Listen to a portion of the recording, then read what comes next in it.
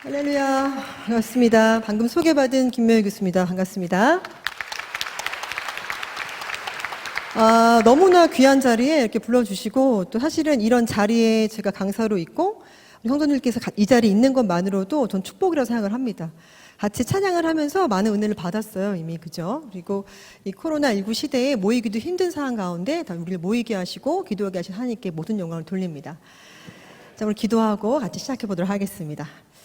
사랑해 주님 참으로 감사합니다. 귀한 자리 불러주시고 우리를 하여금 입술을 열어 주를 찬양하게 하시고 기도하게 하시고 말씀 전파하고 듣게 하시니 감사합니다.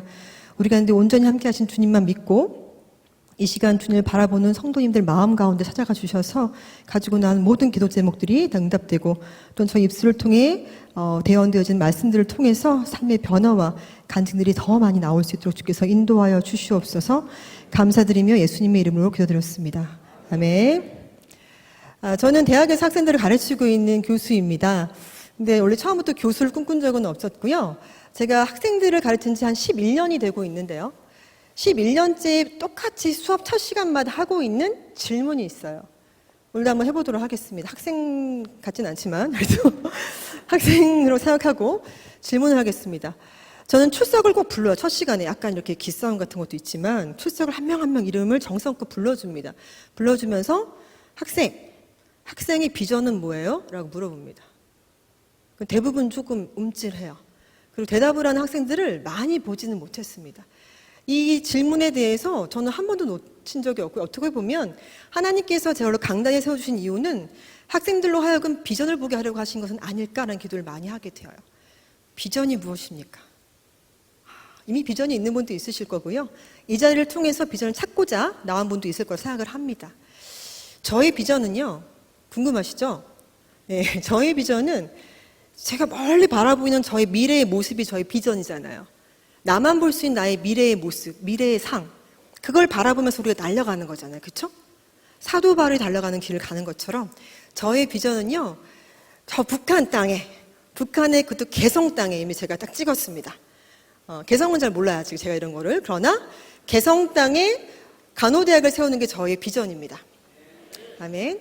저에게 이런 비전을 심어주신 분이 계세요. 그게 바로 저희 아빠이신데요. 저희 아버지는 목사님이셨어요. 저희 아빠 목사님께서는요, 저에게 늘 하셨던 말씀이, 여러분들 혹시 자녀들한테 무슨 말씀 제일 많이 하세요? 지금 질문이 많은 편에 속하는 수업을 방식이 있기 때문에 여러분 지금 곰곰이 생각하는 시간을 드리도록 하겠습니다. 나는 자녀한테 가장 많이 했던 말이 무엇인가 생각했을 때 혹시 공부를 시작하나요? 꼭 학생들은 입장에서 보게 되면 공부하려고 앉는 순간 엄마가 공부해라 이렇게 하잖아요. 그렇죠? 그럼 딱 하기 싫어지죠. 근데 저는요, 공부하라는 말을 한 번도 듣고 자란 적이 없어요. 제가 가장 많이 듣고 자란 말은 어려운 사람, 병든 사람, 소외된 사람을 돌아봐라, 이 말씀을 가장 많이 듣고 자랐습니다.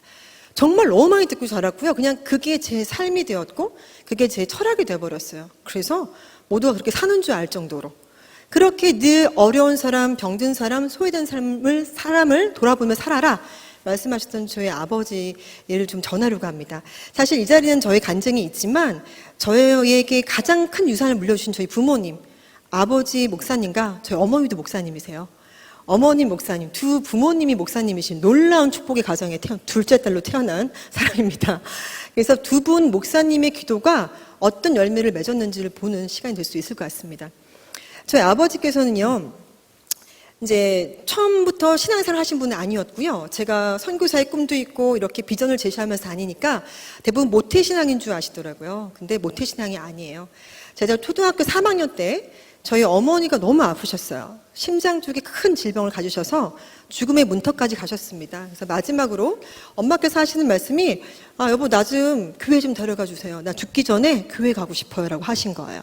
그래서 아빠께서 그 당시 공군이셨어요. 저를 보시면 알겠지만 좀 귀골이 장대하잖아요.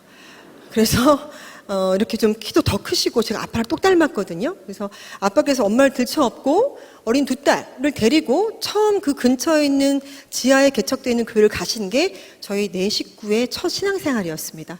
근데 그 엄마를 죽음으로 몰아갔던 그 질병들이 예수를 믿고 나서 고침을 받은 거예요. 그래서 두 분 부모님께서는요, 그 뒤로 정말 죽기까지 하나님만을 바라보고 달려가는 분들이 되셨습니다.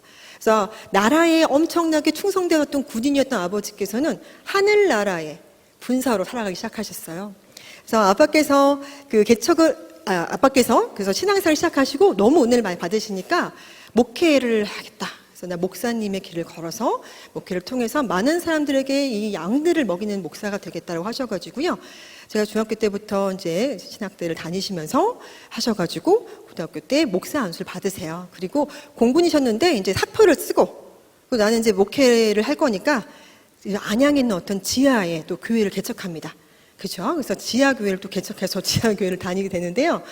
문제는 제가 2학년이었던 그 때죠. 94년도에 공군의 사표를 이미 내셔가지고 수리가 되는 중에 갑자기 김일성 사망 사건이 생깁니다. 아버지께서 계획했던 대로 이루어지지 않고 사표 수리가 안 돼요. 그래서 개척했던 교회는 그대로 두면서 처음에는 왔다 갔다 하시면서 사역을 하시다가 더 이상 사표 수리가 안 되는 것을 아시고 정말 안타깝지만 교회 문을 닫으신 상태에서 나라로 다시 복귀하셔가지고 온전히 그 상황들을 이렇게 좀 수습하기 시작하셨어요. 공군 원사로 예편하셨는데요. 그런 과정 중에서 이제 너무나 사역하고 싶었는데 못 하시니까 제가 공군 아파트에 살았었거든요. 근데 그때 대방역이 가까워요. 거기서 오신 분이 있는지 모르겠습니다. 근데 대방역에서 퇴근하신 이후에 또 주말에 토요일도 그때는 다 근무를 했단 말이에요. 근데 그때 이후에도 늘 노방전도를 하시면서 많은 사람들이 나의 전하는 소리를 듣고 한 명이라도 천국 가면 그게 얼마나 큰 축복인가. 한 영혼을 천하보다 귀하게 여기시는 하나님을 난 믿는다라고 하시면서 노방전도를 엄청나게 하셨어요. 대방역에서 엄청나게 노방전도를 하시면서 그날도 하시던 중에 예수님을 믿으세요로 전하다가 쓰러지셨어요. 쓰러지셔가지고요. 가난 판정을 받게 되십니다. 가난 판정을 받으시고요. 6개월 만에 소천하셨어요. 네, 저는 사실은 그때 저도 뜨거운 믿음이 있는 사람이었고 우리 아빠 나으시겠지라고 생각했는데 소천하셨어요. 근데요, 아버지의 장례식에서 제가 또 한 번 정말 그리스도의 향기란 이런 건가를 알게 되었는데요. 그게 뭐였냐면 아버지 장례식을 갔어요. 근데 그전에도 저희 아빠의 삶 자체는 말로만 어려운 사람, 병든 사람, 소외된 사람 돌아봐 라고 하신 게 아니라 당신께서 몸소 정말 자녀들은 돌보지 아니하시고 자녀들은 어느 학원도 보낼 돈이 없다 하시면서 그렇게도 아무것도 보내지 않고 문제집도 잘 안 사주면서 그렇게 모든 곳에 장애인 있는 곳에 다 달려가시고 어느 날은 어딘가 갔다 오시더니 소파에 쭈그려서 주무시는 거예요. 그래서 아버지 왜 여기서 주무세요? 소파에서 주무세요? 쭈그리고. 그랬더니 내가 어떤 비닐하우스를 갔다 왔는데 거기서 생활하시는 분들이 있더라. 내가 그거 보고 와서 어떻게 잠을 잘 수 있겠니? 라고 하시면서 그렇게 그러니까 그런 정말 마음으로 아파하시면서 그들을 도왔던 삶을 사셨던 분이에요. 그러다 보니까요, 나라에도 충성하셨지만 그 외에 모든 시간은 그렇게 정말 어렵고 병든 사람을 돌아보는데 온 힘을 쏟으셨던 거예요. 그래서 장례식에 정말 목발 짚고 오시는 분, 휠체어 타고 오신 장애인 분들부터 해서 공군 참모총장까지 정말 높은 분부터 낮은 자리에 있는 분들 다 오셔가지고 저희 손을 잡으시면서 저희 아버님 조남이 김삼자 권자 목사님이시거든요. 김삼권 목사님께서 우리한테 이런 거 해주셨는데 그럼 모든 나왔던 얘기들 하시면서 저희를 위해서 기도해 주시는 거였습니다. 저는 어린 나이였고 대학교 1학년이었거든요. 대학교 1학년이었지만 그때 이런 죽음이 정말 영광스럽다 이런 생각을 하게 되었던 적이 있어요. 온몸으로 그리스도의 향기를 나타내는 삶을 사셨던 분이 저희 아버지라는 게 너무 감사하고 사실 그 얘기를 제가 이 시간에 하지 않으면 아무도 모르고 그냥 지나가는 이야기잖아요. 20년 전에 그 이야기를 20년 후에 당신의 딸이 이 자리에 서서 당신의 타협했던 것들을 전할 거라고 생각하셨을까요? 그것이 바로 비전이라고 생각을 합니다, 저는. 왜냐하면 어렵고 병든 사람을 돌보기 위해서 자녀들한테 아까 농담이 아니라 해주신 게 별로 없어요. 아무것도 없으시고요. 저는 제일 다니고 싶었던 게 사실 피아노 학원이었어요. 왜냐면 지금 피아노 잘 치게 생겼잖아요. 그리고 또 목사님이 두 분이시니까 개척할 때마다 반주자가 늘 필요한데 제가 반주자로 한 20년 살았던 사람인 것 같습니다. 근데 학원을 안 보내주시는 거예요. 다른 사람 돈 내라고 돈이 없다고 하시면서. 근데 어느 날 가정집에서 하는 피아노 학원을 다니게 되었어요. 초등학교 3학년 때. 다니게 되었는데 이유가 언니를 보내면 동생도 같이 받아주겠다. 1+1. 그래가지고 제가 같이 가서 1년을 배웠는데 너무 잘 쳐가지고요. 피아노 반주자로 막 열심히 섬길 수 있는 이렇게 되었습니다. 그런 삶을 사셨는데요. 어느 날 가서 보니까 어떤 어려운 교회에 가서 반주자분이 저를 오더니 감사 인사를 하는 거예요. 아버지 김상원 목사님 덕분에 학원 잘 다니고 있어요. 그래서 혹시 저의 간증을 듣는 미자리 교회의 우리 목사님 자녀분들은요, 제 간증을 끝까지 잘 들었으면 좋겠어요. 아버지, 어머니가 자녀들을 보다 자신들의 양들을 더 사랑했을 때 어떤 결과가 나오는지를 제가 오늘 보여드리려고 합니다. 내 이웃을 내 자신같이 사랑하라. 그리고 오늘 본문 말씀처럼 마음을 다하고 목숨을 다하고 힘을 다하고 뜻을 다해서 하나님을 사랑하고 이웃을 사랑하라. 이 말씀을 좀 수도 없이 읽었겠지만 그 말씀을 생활로 실천하는 것은 정말 쉽지 않은 일이라는 것을 우리가 모두 다 알고 있을 것 같아요. 저는 원래 꿈은요, 교수도 아니었고 아까 IMRN의 대표라고 크게 받았는데 그런 CEO도 아니었습니다. 저의 원래 꿈은요, 아프리카 선교사였어요. 지금 보이는 사진을 제가 한 장 띄워드릴 건데요. 이 사진을 보시면서 여러분 어떤 생각이 드세요? 사실 여기 사진 속의 아이를 제가 처음 본 순간 내가 저 아프리카를 가야겠다고 생각했던 게 초등학교 4학년 때입니다. 저도 엄마 아빠를 따라서 교회를 다니면서 부흥회 시대에 막 부흥회를 참석하고 하면서 은혜를 받은 초등학생 아이였어요. 그래서 그때 지금은 TV지만 그땐 텔레비전이죠. 이렇게 돌려서 보는 그 텔레비전에 저 사진과 아이가 나오는데 지금 이 아이는 좀 깨끗한 편이고요. 그 당시 제가 봤던 이 기아에 굶주렸던 아이는 콧물이 막 흐르고 파리가 붙어 있어요. 근데 손으로 이렇게 한번 할 힘도 없는 것 같았어요. 이렇게 가만히 있길래 초등학교 4학년이었던 저는 그것을 보면서 저기를 가야겠어. 내가 가서 내가 세수를 시켜줘야겠다. 딱 그 한마음이었어요. 그 초등학생. 그래서 선교사가 돼서 저기 가서 세수를 시켜주는 사람이 돼야겠어. 그렇게 생각을 한 겁니다. 그리고 세수를 시켜주기만 하고 오면 좀 그러니까 간호학과 괜찮다. 간호사가 돼서 좀 돌보기도 하고 이렇게 해가지고 하면 어떨까 해가지고 아버지께 말씀을 드려요. 아빠, 저는요 이제 아프리카 선교사가 되기로 결심을 했어요. 그래서 아프리카에 저는 가겠습니다.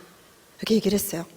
저희 아빠 목사님께서 그 말씀을 딱 들으시더니요, 얼마나 좀 어떻게 생각하세요, 여러분? 여러분의 어린 딸이 갑자기 오더니 아빠, 저는요 다 됐고요, 아프리카 갈게요. 저 세수 좀 시켜줘야겠습니다. 이렇게 할 때, 야 들어가 공부나 해, 막 이렇게 하실 거예요? 모르니 얘가 이렇게 하실 겁니까? 근데 저희 아빠 목사님께서 어떻게 하셨냐면요, 너무나 귀하다. 내가 아빠로서 너한테 해줄 수 있는 것이 많이 없지만 축복 기도해 줄게. 일로 와. 무릎 꿇어라. 기도해 줄게. 머리에 손 얹고 내가 너를 안수해 줄게. 내가 목사니까 안수 기도해 줄게. 하더니 저는 그 장면을 지금 20년이 지나도 잊은 적이 한 번도 없어요. 저희 집에 조르고 졸라 샀던 중고 피아노가 한 대 있었는데 그 피아노 앞에 무릎을 딱 꿇었습니다. 아빠께서 그 앞에서 머리에 손을 딱 얹으시더니 엄청난 축복 기도를 막 하시는 거예요. 주님, 이 딸을 기억하시고 세계 속에 크게 쓰임받는 여종이 되어서 곳곳을 다니며 주님을 전하고서 들으면서 점점 너무 커진다 생각을 했지만 그때는 이제 너무 어린 딸이 있고 저는 어쨌든 저기 아프리카 가는 거니까 세계를 가긴 가죠 하면서 아멘, 아멘 하면서 기도하는데 눈물로 어려운 자, 병든 자, 소외된 자를 돌아보는 삶을 살게 주시옵소서, 축복해 주시옵소서 계속 축복 기도해 주시는 거예요. 부모의 축복의 기도가 얼마나 귀한지 모르겠습니다, 여러분. 여러분들이 자녀들한테 돈 줄게, 이거 줄게, 건물 줄게, 이것보다 더 귀한 건 그래, 너의 꿈은 정말 귀하다, 축복해 줄게, 기도해 줄게. 이게 얼마나 귀한지 모르겠어요. 이거는 할 수 있잖아요, 우리가. 그렇죠. 축복 기도. 그리고 또 한 가지, 초등학교 4학년 아이들의 꿈을 무시하지 마세요. 그 아이들이 내뱉는 그 꿈을 그렇구나, 기도해 봤니? 그래, 정말 귀한 꿈이다라고 인정해 주시길 좀 바라겠습니다. 그리고 저희 그 축복기도에서 우리 김삼건 목사님께서 돌아가신 다음에요, 또 놀라운 일이 발생을 했어요. 어떤 거였냐면요, 아버지의 유품을 엄마와 저와 언니가 눈물 흘리면서 정리를 하는데요, 수첩이 하나 나왔어요. 수첩을 열어봤습니다. 아버지께서 막 써놓은 것들이 많은데 수첩에 너무 많았어요. 세기도 힘들 정도로 어느 장애인 쪽에는 한 달에 2만 원, 어디 비닐하우스는 어디다가 2만 원, 저기 미자리 교회에 있는 어디 목사님 댁 그쪽 교회는 만 원, 3만 원, 2만 원 쭉쭉쭉쭉 써가지고 한 20 몇 군데 이상을 막 써놓으신 거예요. 생각이 났어요. 명혜야, 어딘가를 도울 때 한 군데 크게 딱 돕는 것도 참 좋지만 어려운 분들은 매달 얼마씩 조금이라도 계속 지속적으로 돕는 것이 정말 중요하다. 그 말씀을 하셨어요. 한 번 딱 가서 뭔가 딱 주는 것도 정말 은혜롭고 좋지만 매번 아무도 가지 않는 곳을 꾸준히 찾아가는 게 정말 중요해 라고 말씀하셨습니다. 이 품을 보면서요, 제가 이런 삶이 그리스도의 향기를 나타내는 삶이구나. 그리고 이분이 나의 아버지구나. 이 생각을 하니까 사실 지금도 너무나 감사한 건 그거 하나예요. 저한테 물려준 재산은 10원 한 장도 없지만 가장 큰 믿음의 우선을 주신 것이 아닌가. 저는 정말 축복받은 사람이다 생각을 합니다. 저희 엄마께서는 아빠 돌아가시면서요, 아빠 임종을 지켜보셨는데요. 아버지께서 마지막에 이제 간암이니까 얼마나 많이 아으셨겠어요. 거기 누워만 계셨는데 마지막에 이렇게 뭔가를 보시면서 주여, 주여 이러다가 툭 떨어지셨대요. 그래서 저한테 그런 회상을 하실 때마다 야, 명혜야, 너희 아버지는 예수님 같은 분이었다? 라고 말씀하세요. 이게 부부간에 할 수 있는 얘기입니까? 웃으시는 분들은 아실 겁니다. 예수님 같은 분이었다라는 그 어머니 말씀에 맞아요 엄마, 아빠 예수님 같은 분이었어요. 죽기까지 정말 그렇게 살다 가신 분이었어요 라고 같이 고백할 수 있었던 그런 가정이었던 거로 기억을 합니다. 아까 같은 사진을 보면서 아프리카 선교사의 꿈을 안고 강호대학에 진학을 했습니다. 진학한 이후에 저의 대상 국가가 바뀌는 사건이 발생을 해요. 그게 뭐냐면 의료인이 되면 이제 저는 대학생 선교회 아가페에서 훈련을 받았는데요. 2년에 한 번씩 의료 선교대회를 크게 엽니다. 모든 대회 훈련에 빠진 적이 없어요. 저는요. 훈련이 너무너무 귀했기 때문에 다 받았는데요. 의료 선교대회를 참석을 했습니다. 그때 대학교 1학년 가을이었어요. 가서 이렇게 같이 모여 앉았는데요. 어떤 강사 목사님께서 북한에 대해서 얘기하겠다는 거예요. 그래서 북한은 좀 새롭다. 들어봐야겠다라고 앞자리에 앉았습니다. 원래 앞자리에 앉는 분들이 조금 장학생, 열심히 듣겠다는 의지가 있는 분들이시죠. 앞자리에 앉았어요. 저도 앉아가지고 듣다 보니까 목사님께서 이런 질문을 하셨어요. 혹시 학생들, 여러분, 이 땅에 굶어 죽는 나라는 정말 많은데요. 얼어 죽는 나라, 굶어 죽으면서 얼어 죽는 나라를 아십니까? 라고 물으셨어요. 그 목사님은 미국 식민권자가 있으셔갖고 한국인이었지만 왔다 갔다 하시면 북한을 들어가셨던 분인데요. 그런 질문 던지는데 저는 순간 정말 전율이 흘렀어요. 그러면서 여러분, 굶어 죽는 나라 많은데요. 굶어 죽고 얼어 죽는 나라가 바로 우리 민족 북한입니다. 라고 하시는 거예요. 그럼 북한의 모든 실상을 막 말씀하십니다. 말씀하시는 거예요. 지금 사진도 하나 보여드릴 건데요. 요거 지금 사진이 보이시죠? 우리 아이가 정맥 주사라는 걸 맞고 있는 중이에요. 어떤 이유인지 모르겠으나 열이 나는지 무슨 문제가 있는지. 자, 저기 위쪽에 초록 색깔 병이 무엇일까요? 무엇일까요? 질문이 많죠? 저 초록색 병이 보이십니까? 저 초록 색깔 병이 바로 맥주병 수액이에요. 수액을 맞아야 되는데 수액이 없으니까 맥주병을 삶아가지고요. 정말 똑똑한 민족은 맞는 것 같아요, 우리가. 설탕을 적당히 끓여가지고 받아낸 것은 ODW는 포도당 수액. 소금을 끓여가지고 받아낸 것은 이제 우리 뭔가 동일한 노말셀란이라고 부릅니다. 그런 용액을 만들어서 수액을 맡고 있는 모습을 보고 있는 거였죠. 저는 그래서 북한에 대한 그런 모든 실상을 들으면서 저기였구나. 내가 갈 곳이 저기였어라고 생각합니다. 강사 목사님이 그러시더라고요. 이런 북한에 여러분 같이 가야 되지 않겠습니까? 그 다음에 했어요. 일어나십시오. 그래서 일어났어요. 가야 되니까. 근데 뒤가 좀 휑하더라고요. 같이 갈 사람 일어나십시오. 그래서 헌신하고 딱 일어났는데 딱 뒤가 좀 휑했어요. 보니까 여기 한 3명, 저쪽 3명 한 그 뒤에는 가만히 계시는 분들이 많았어요. 그래서 저는 근데 그때 그 마음이 지금까지 한 번도 변한 적이 없어요. 할렐루야. 주님이 주신 마음이 너무 귀하고 감사해서 제가 하는 게 아니기 때문에요. 저는 이런 자리에 자꾸 서게 되고 어딘가에 올라가게 되는 일이 생기는데요. 사람들이 저로 하여금 어딘가 나서는 걸 좋아하는 줄 아시는 절대 그런 게 아니고요. 저의 가장 주님 앞에서 다른 특기 하나가 뭐냐면 여러분들과 똑같이 자리 지키기입니다. 그 자리 지키기. 지금도 기도해요. 하나님 모두 떠나간다 하더라도 저만큼 하나님께 떠나지 않게 해주세요. 그 자리 지키게 해주세요. 그 기도를 합니다. 혹시 계신 곳의 상황들에서 크리스찬들이 한 명씩 떠나가는 일이 생긴다 하더라도 그 자리 지키면서 끝까지 기도한 사람, 나의 길을 저도 기도하겠습니다.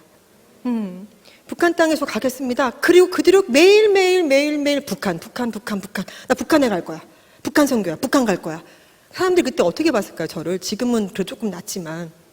이렇게 북한 하고 다녔던 제가요, 그 뒤로는 이제 북한에 가면 뭘 할 수 있을까를 고민하면서 계속 계획을 세웁니다. 난 강호사가 돼서 아마 들어가가지고 한 명 한 명 만나서 이렇게 약을 발라줄까? 막 생각을 합니다. 그러면서 제가 이제 첫 대학 졸업하고 직장을 가게 됐는데요. 그때 여러분들의 계획과 하나님의 계획이 다를 때 우리 안에 아까 찬양했지만 실수하지 않은 분이심을 믿으십니까? 믿어야 됨을 제가 지금 말씀드릴게요. 제가요, 병원에 처음 발령받고서 이제 지망을 하래요. 지망. 어디 가고 싶니? 쓰는 게 있었어요. 1지망, 2지망, 3지망. 여러분도 가고 싶은 데 쓰는 적 있잖아요. 대학 가고 싶은 대학 쓰는 거 있잖아요. 쓰는 건 우리 마음이니까. 그래서 지망을 쓰라서 썼으면 1지망, 수술실. 왜? 난 크리스찬이라서 주의를 지키고 싶었어요. 수술실. 2지망, 정형외과. 딱 보셔도 약간 터프하잖아요. 정형외과랑 어울리지 않습니까? 팔 떨리셨나? 딱 꾸미시고, 묶으시고, 딱 이렇게 하시는 거. 그래서 정형외과가 너무 잘 맞고, 내과 환자들을 보는 게 아픔이 있었어요. 아빠 때문에. 3번 이렇게 적었습니다. 정중하게 적었습니다. 3번. 중환자실을 제외한 어디든 가겠습니다. 마침표. 왜냐하면 아빠, 저희 목사님께서, 김상 목사님께서 간암이셨는데 너무 야인 모습으로 돌아가셨기 때문에 제가 눈물이 나서 사실은 성인간호학 시험보다 운 적도 많아요. 생각이 나가지고. 그래서 감당이 안 되겠더라고요. 중환자실 가면 내가 감당할 수 있을까? 그래서 정중하게 병원에다가 3지망, 중환자실만 아니면 어디든 가겠습니다. 마침표 딱 찍었더니 어디 갔을까요? 네, 맞았습니다. 바로 저를 중환자실로 발령을 내주었습니다. 하나님 실수하신 걸까요? 그때의 중환자실 경력이 저로 하여금 교수가 됐든 대표가 됐든 다른 나라에서 봉사하러 가든 너무나 많은 귀한 달란트를 쓰여주고 있어요. 특기가 CPR이에요. 몰라서 못 웃으실 텐데. 자, 하나님께서 절대 실수하지 않음을 인정하시기 바라겠습니다. 그렇게 하나님께서 어딘가 이끄실 때마다 내 뜻과는 다르지만 이것을 가지고 하나님께서 북한에 쓰시려나 보다라는 생각을 한 번도 좀 믿어 의심한 적이 없어요. 늘 그렇게 생각하며 있는 중에 어느 날 전화가 한 통 걸려옵니다. 전화 왔어요. 혹시 김명희 원 선생님이세요? 네. 그랬더니 혹시 북한 개성병원에 좀 갈 수 있으세요? 그러는 거예요. 그래서 북한 개성이요? 네, 북한 개성에 갈 간호사를 구하고 있습니다. 그래서 네, 제가 가겠습니다. 저는 벌떡 일어나서 90도 감사합니다. 제가 가겠습니다. 제가 북한 갑니다. 개성 갑니다. 감사합니다라고 전화를 받았고요. 그때 전화를 걸었던 분이 여기 같이 와 계시기도 한데 간다고 하고 끊고 보니까 북한에 가서 사는 건지 왔다 갔다 하는 건지 모르겠고 뒤에 보니까 딸들이 놀고 있어요. 6살, 3살 애들도 막 있고.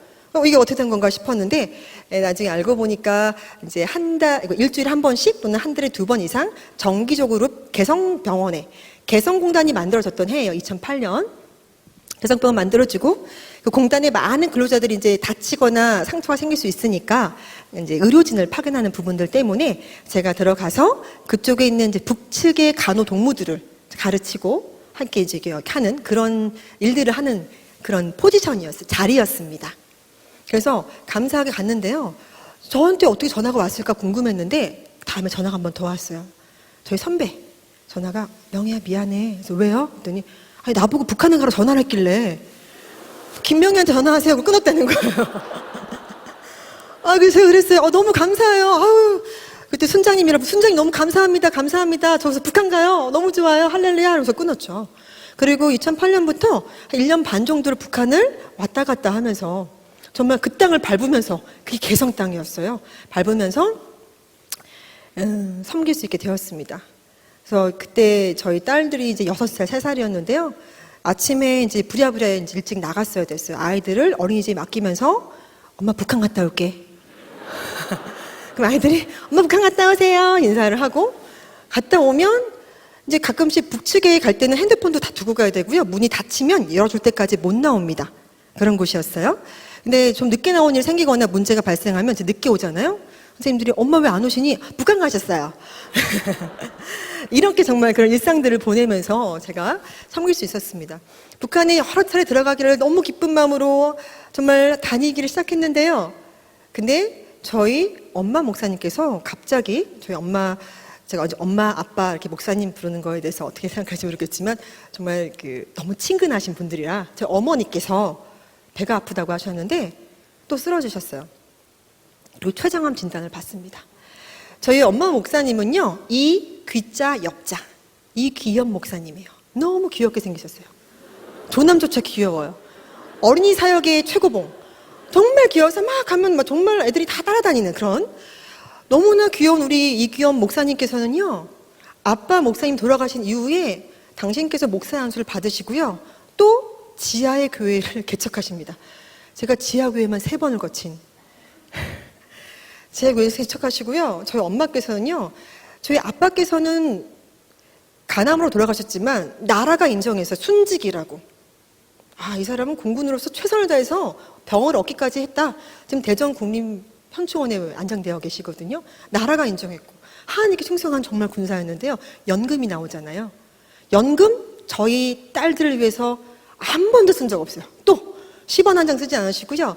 그거 다 가지고 지하의 교회를 개척하시더니 전국 방방 곳곳에서 노인분들 다 모으셔가지고요, 밥을 해드리는 거, 밥을 해서 식사를, 따뜻한 밥을 해서 한 끼 식사를 대접하면서 가실 때는요, 봉투에다가 다 흰색 봉투, 아직도 기억납니다. 많이는 못 넣으셨어요. 2,000원, 3,000원을 다 넣어서 차비하시라고 다 드리는 거예요. 그럼 저한테 이러세요. 명혜야, 야, 너무 기쁘지 않냐? 천국 가실 날이 얼마 남지 않은 우리 노인분들이, 어르신들이 오셔서 이렇게 하나님 찬양하고 예수님 영접하고 이거 얼마나 천국 장치가 열렸다 막 신나서 하신 거예요. 죽기까지 하신 거예요. 췌장암에 걸리기까지. 지하에서 나오지도 못하고 그렇게 사신 삶을 사신 분이 저희 엄마 이귀현 목사님이십니다. 두 목사님의 삶이 참 대단하죠. 그러면서 자녀들 위해서는 기도만 하셨어요. 기도만. 전 받은 게 없어요. 기도 외에는 정말 다른 이유가 없다는 말씀 저는 철저히 믿는 게, 우리 부모님들이 한 번도 저의 하나님이 되신 적이 없어요. 내가 해결해 줄게. 너 뭐 필요하니? 엄마가 해줄게. 그거 얼마면 돼? 이거 한 번도 한 적 없어요.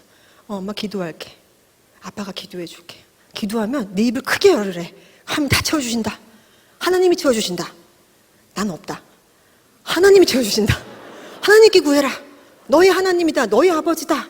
나의 아버지다. 크게 열어. 믿음으로 구하면 그래서 무엇이든지 구하라. 쉬지 말고 기도하라. 범사에 계속 이거 말씀으로만 계속 주셨던 두 분이셨습니다. 근데 거의 엄마 목사님께서 쓰러질 때는 사실 저도 사람인지라 너무 속상한 거예요. 아니, 아빠 목사님도 천국 가신 거 할렐루야지만 엄마까지 이렇게 최선을 다해 섬겼는데 쓰러지셔가지고 췌장암으로 돌아가신다고 하는 거는 좀 마음이 아팠잖아요. 그래서 엄마도 많이 야유져 가시는 와중에 저희 집에 모셨어요. 그리고 그때도 개성공단이 들어간 날이었습니다. 대부분 이제 엄마가 아프시면 야, 그만 가, 나랑 좀 같이 간호해, 이렇게 할 수도 있거나 아니면 딸이 그만둘 수 있는데요. 저는 보고 듣고 자란 게 어려운 자, 병든 자, 소외된 자를 돌아보라, 그 일을 멈추지 않고 하셨던 두 분만 봤기 때문에 너무너무 아파서 이제 정말 기력이 없으신 엄마를 뒤에 두고 그날도 북한에 들어간 날이었어요. 그래서 현관문 앞에서 제가 지금 보시면 알겠지만 앞에도 말했지만 굉장히 키가 좀 큰 편입니다. 기골이 장대하다 보니까 북측에 들어간 순간 다 제 어깨를 못 넘어요, 사람들이. 너무 튀는 거예요. 그래서 조금 너무 이렇게 도드라 보이지 않게 하려고 제가 운동화를 꼭 신고 다녔어요. 운동화끈을 막 묶고 있는데 뒤에서 어머니가 몸을 겨우 일으키시더니 아프신 당신을 두고 북한을 들어가는 딸에게 이렇게 말씀하십니다. 등에 대고요. 명혜야, 너 북한 들어갈 수 있는 거 아빠 기도 때문이다. 너희 아빠가 10년 넘게 기도 심었고 거기다가 교통방송 통해서 라디오 보내기 계속하셨어. 너 북한 땅 들어갈 수 있는 거 아빠의 기도 때문이야. 네가 가는 거 아니다. 엄마 기도해 줄 테니까 염려 말고 담대하게 갔다 와.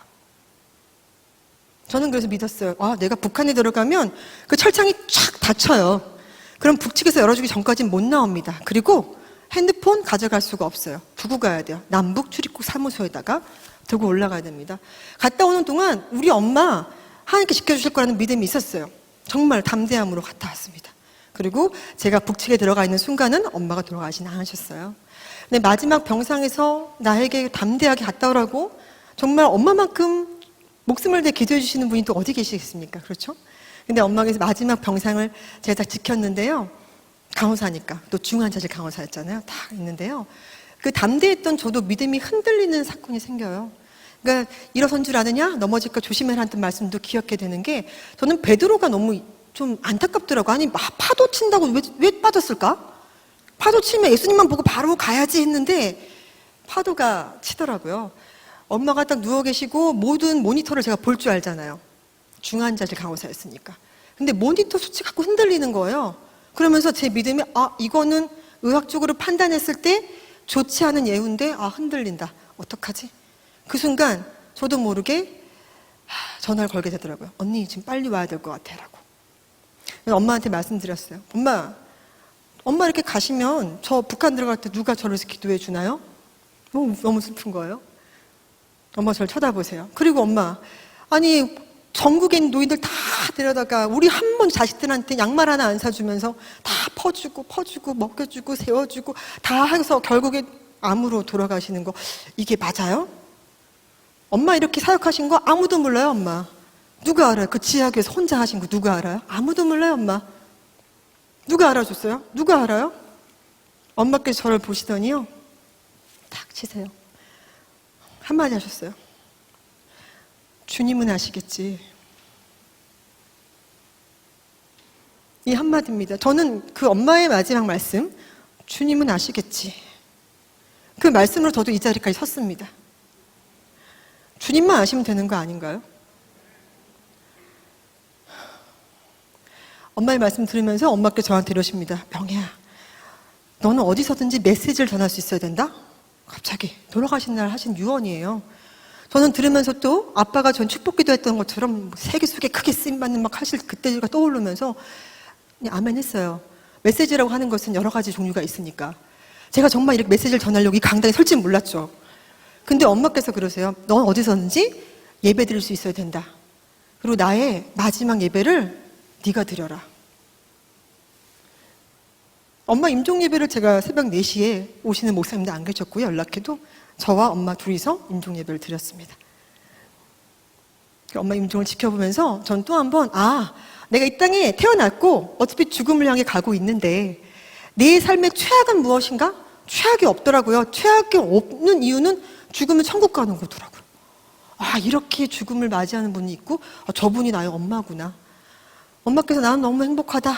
난 아프지 않다. 너무 행복하다 하시면서 똑같이 하늘을 향해서 웃으시면서 행복한 모습으로 돌아가셨어요.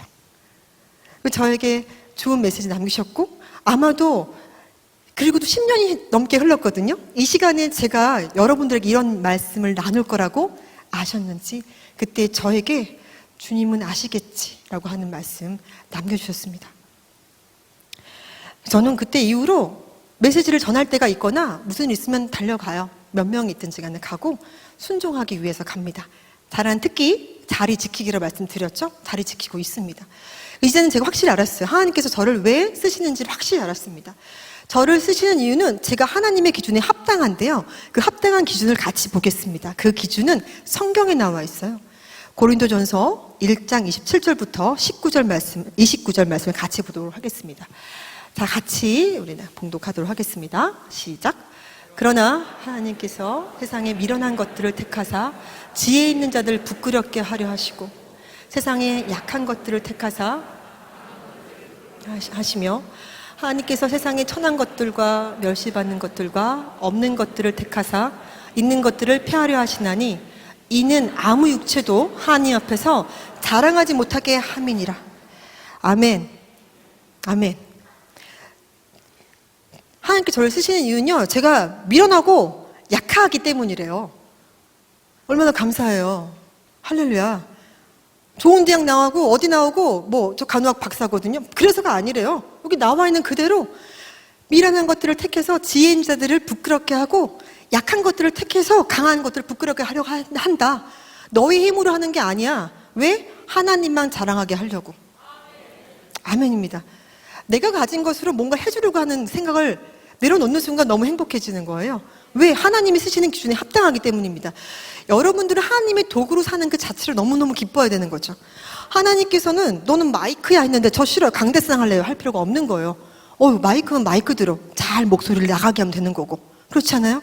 근데 간혹가다 여러분들 제가 아까 중환자실 간호사는 안 하겠습니다 했는데 됐을 때 실수가 났나 했던 것처럼 내가 분명히 이 대기업에 들어가야 하나님 영광을 돌리는데 이상하다 생각한 적 있으세요? 우리 간호학과 학생들이 간호학과 왔잖아요. 제가 질문을 하는 것 중에 하나가 학생 간호학과 왜 왔어요? 이렇게 물어봐요. 간호학과 왜 왔습니까? 그럼 학생들이 대부분 엄마가 가랬어요. 이게 진짜 많아요. 10명 중에 7명. 나머지는 뭐야, 아빠가 가랬니? 네, 막 이렇게 얘기도 해요. 자기가 온 사람들이 별로 없어요. 있기도 하지만 정말 가뭄에 콩나듯 몇 명 되지 않습니다. 엄마가 가래요. 아빠가 가래요. 이모가 가래요. 다 가래요. 그래서 왔어요. 아이들의 눈동자에서 비전을 발견하기 힘듭니다. 그 눈동자에서 꿈을 앗아간 사람이 누구일까요? 그 아이로 하여금 네가 여길 나와야 취업이 될 수 있고 취업을 해야 돈을 벌 수 있고 돈을 벌어 먹고 살 수 있고 라고 혹시 얘기한 적이 있으신지요? 하나님을 믿는 사람들은요, 비전을 향해 나아가야 된다고 생각합니다.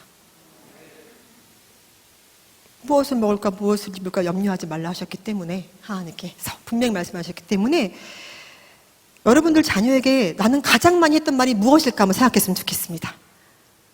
지금 이틀 뒤면 수능을 보죠. 저는 수능 시험 보고 우리 학생들을 고생했다 얘기해주고 싶은데 겁이 나기도 해요. 또 몇 명이나 혹시라도 잘못된 선택을 할까봐. 수능 시험은요, 그 아이가 바라보는 미래가 있다면, 비전이 있다면 거기를 향해 나아가는 것 중에 한 계단일 뿐입니다, 여러분. 거기에 수능 잘 봐서 대학 합격했다 해서 성공한 건 아니고요, 못했다고 실패한 게 절대 아니에요. 거기서 우리가 실수하면 안 됩니다, 여러분. 우리가 비전을 향해 나아갈 때 수능이라는 시험도, 어떤 대입이라는 것도, 취업이라는 것도 한 단계 한 단계 올라가는 계단일 뿐입니다. 저도 저희 두 딸한테 가장 많이 해주는 얘기는요, 공부해라 절대 아니에요. 여기 증인들이 와 있습니다. 아니에요. 그 6살, 3살 엄마 북한 갔다 오세요 했던 친구들이 지금은 고3, 중3이에요. 오늘 기도회 동역자로 함께 와 있습니다. 그리고 제가요, 아이들을 한 게 늘 했던 얘기 뭐겠습니까? 저한테 새겨있는, 온몸에 새겨있는 말 그대로 해주죠. 주님 보시니까 이따 확인하셔도 괜찮으시고요. 어려운 자, 병든 자, 소외된 자를 돌아보는 삶을 살아라. 이것이 이들의 꿈이에요. 무엇이든지 간에. 직업이 꿈이 될 수 없습니다, 여러분들. 우리 간호학과 학생들은요, 간호학과 오는 순간부터 저는 좋은 병원 취업하고 싶어요. 이게 저의 꿈입니다. 라고 말합니다. 1학년 1학기 교양 필수 과목을 제가 해요. 전 학생이 들어요. 노트 꺼내세요. 다 적으십시오. 앞으로 병원 취업은 꿈이 될 수 없습니다. 적으세요. 라고 합니다. 취업이 꿈이라뇨. 취업된 순간 꿈은 이루어진 겁니까? 아니라는 거예요, 여러분들. 내가 바라보는 것을 향해 나가는 그 과정 중에 하나입니다.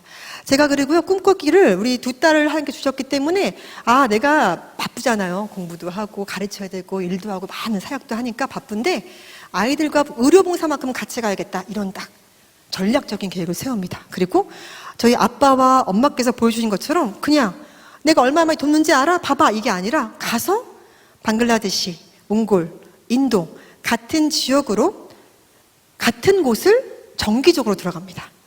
그럼 1년에 한 번씩 3년을 들어가도요, 단기 사역이 장기 사역이 될 수 있어요.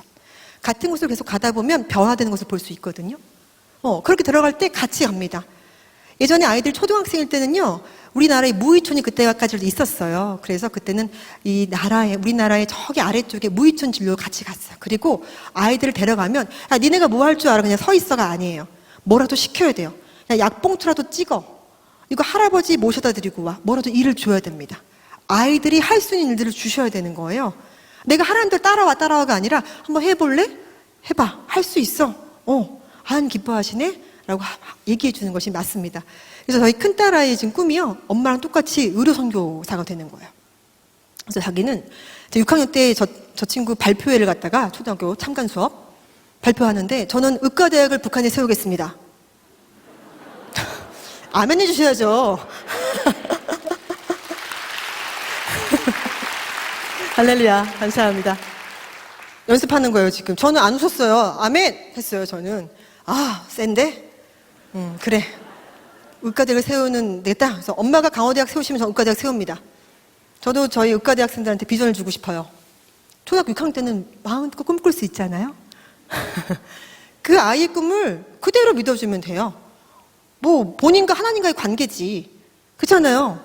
꿈을 갖게 하시니까 감사하면 됩니다. 그리고 지금 실제 그 꿈을 이루기 위해서 엄청나게 노력하고 있고, 하나님께서 지금까지 꿈을 한 번도 잃어버린 적이 없어요. 계속 달려가고 있습니다. 저는 제가 그 아이를 의사 만들 이유도 없고요, 의사가 됐다고 성공했다 할 이유도 없고요, 의사야? 돈 많이 벌어 할 관심도 없습니다. 아, 정말 너무 귀하다.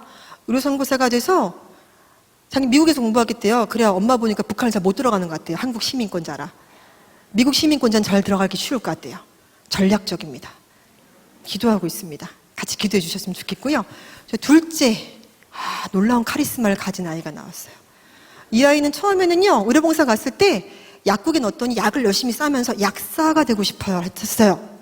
그래서 아멘 했는데 조금 있다가 공부를 너무 많이 해야 될 것 같아요. 저는 그냥 가서 약을 싸기만 할게요. 약사.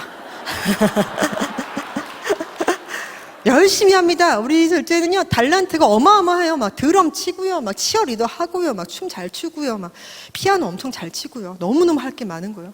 제가 두 아이가 기억할지 모르겠지만 두 자매가 하는 얘기를 들은 적이 있는데, 이제 둘째가 피아노 막 잘 치니까 나는 피아노 학원 원장할까봐 막 이렇게 얘기를 했어요. 언니가 그럽니다.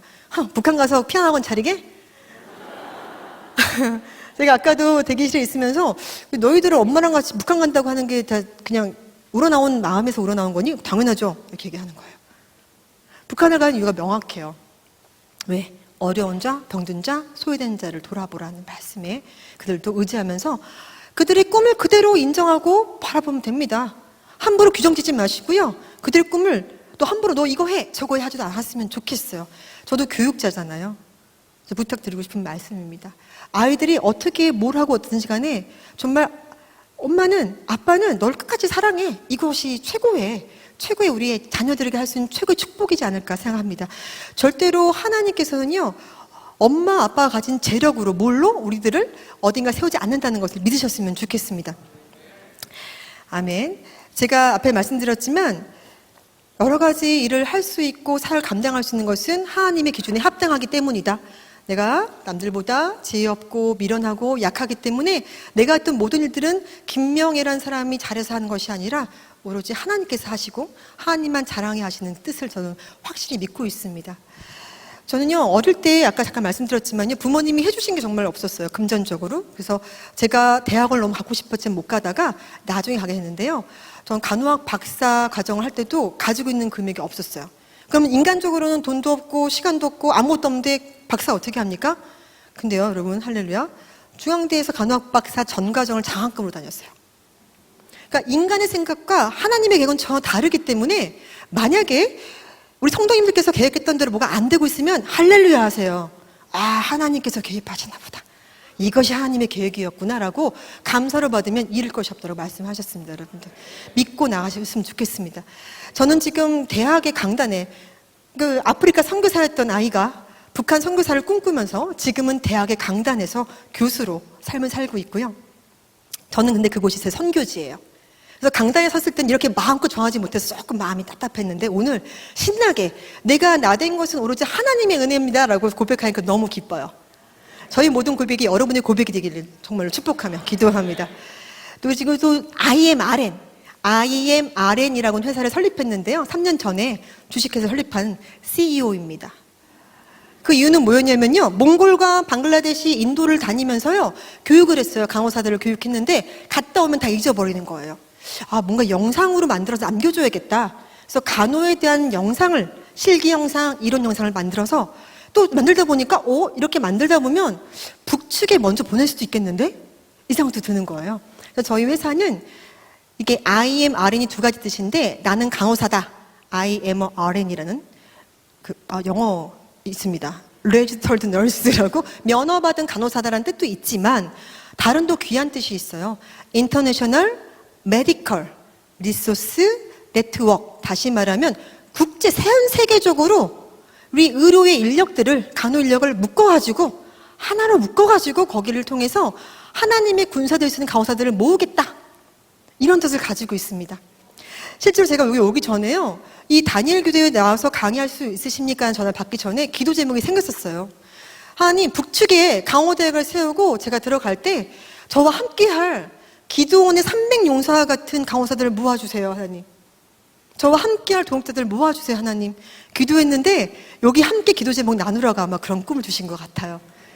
정말 많은 곳에서 보고 있고 듣고 계시기 때문에 저는 너무 기쁩니다. 오늘 너무 좋습니다.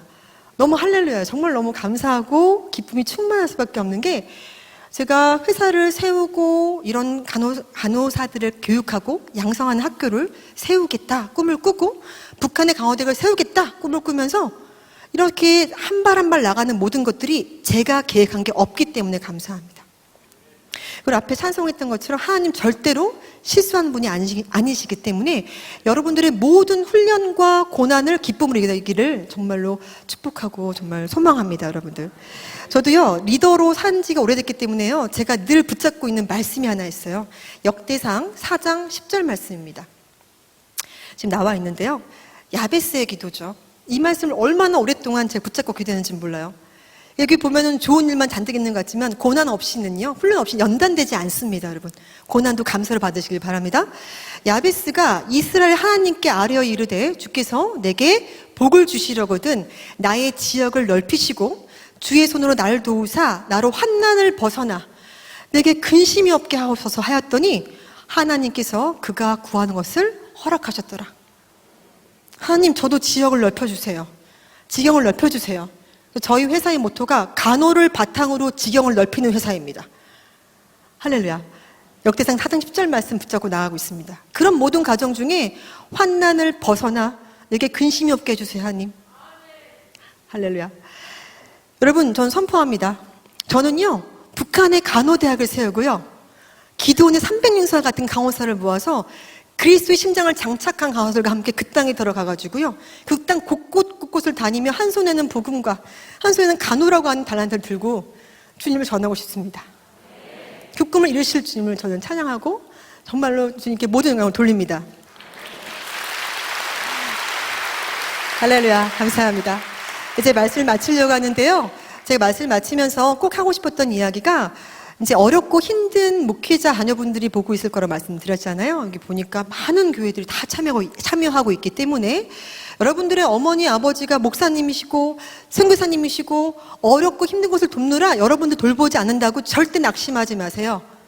여러분들의 천국의 포인트가 쌓여가고 있습니다. 여러분들은 기도하시면 다 이루어지는 거예요. 선포하시기 바랍니다. 여러분의 힘들고 어려운 삶을 살수록, 아니 엄마 아빠가 헌신했지 왜 내가 이렇게 고통당해야 돼 하지 마시고요, 할렐루야 외치시면 됩니다. 그리고 저의 모습이 여러분들에게 큰 희망과 소망이 되었으면 좋겠습니다. 그리고 여러분들께서는요, 여러분 부모님들 많이 계시는데 부모에게만 꿈을 가져라, 비전을 가져라 하지 마시고 부모님들 먼저 꿈과 비전을 가지시길 축복합니다. 이 땅에 또 마지막으로 이제 리더들이 많잖아요. 근데 이 땅의 모든 리더들이 쓰러지지 않고 천국 가는 그날까지 하나님 잘 섬길 수 있도록 우리가 같이 기도했으면 좋겠습니다. 정말 나보다 나를 더 잘하신 주님, 그 찬양 정말 좋아하는데요, 시편 139편 말씀이죠. 얼마나 감사해요. 하나님께서 나보다 나를 더 잘하신대요. 그러면 됐잖아요. 저보다 더 잘하시니까 알아서 하시는 겁니다. 저는 그걸 믿기만 하면 되는 겁니다. 믿으십니까? 그래서 이 시간 함께 나누는 말씀들 기억하시면서 여러분들 삶 속에서 비전을 발견하고 담대하게 나아가는 하루로 되시기를 바라겠습니다. 모든 말씀 마치겠습니다. 감사합니다.